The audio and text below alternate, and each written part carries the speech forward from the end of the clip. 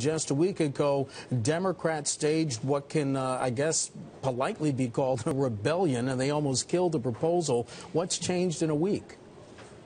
Politely is probably the right word, Mark. What's changed in the week is not necessarily, Mark, the votes, but the strategy employed by House and Senate Republican leaders in terms of trying to get this bill passed. Originally, they had linked both the fast-track trade bill with a separate trade bill that would provide assistance to American workers displaced by trade deals. Now they've separated those, and today the House, as you said earlier this afternoon, passing the fast-track trade bill for a second time, sending it back to the Senate. The catch here is that it's going to require, again, a handful of Democrats who remain, many of whom remain opposed to the president's fast-track trade authority, to remain opposed to his entire trade agenda, requires them to sign up as well. And the sense we're getting from talking to some of those Senate Democrats is that they have real questions about whether or not they can support it, unless they're convinced that Republican leaders will also consider the assistance part of this trade package. One of those lawmakers is Chris Coons, a pro-trade Democrat from Delaware, who I spoke with earlier.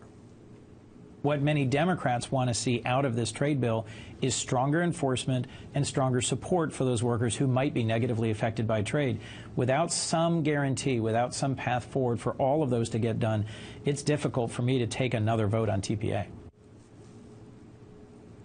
And so Chris Coons needs to have assurances not only that this fast-track bill is going to move forward, but also, Mark and Scarlett, that this aid for American workers will also be part of the package. And right now, he told me he does not yet have the assurances from Republican leaders that that's indeed going to happen. Not only that they get a vote, but that it's going to pass. So it sounds like the president has his work cut out for him and maybe has some more nights of personal lobbying ahead of him. How tough a vote is this going to be for Democrats like Coons?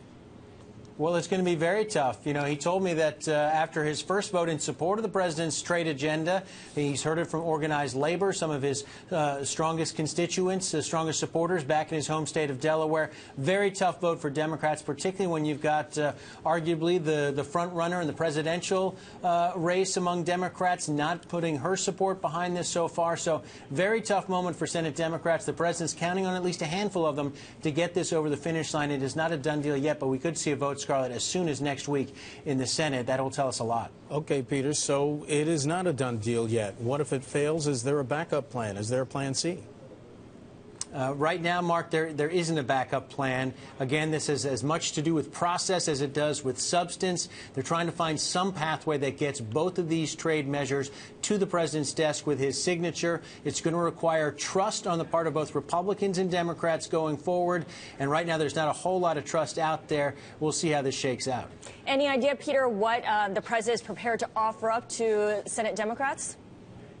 Well, listen, he's been having close conversations with them. Chris Coons was among the Democrats over at the White House yesterday, meeting privately with the president, trying to sort of strategize this, trying to find out how they could soften the blow here. He's already offered, Scarlett, to campaign with Democrats who vote for him, but this is a lame duck president. It's not exactly the kind of offer a lot of them were hoping for at this particular moment in time. Something that could soften the blow would help, and right now it's not clear exactly what that would be. Yeah, campaign with them. It's like, thanks, but not necessarily...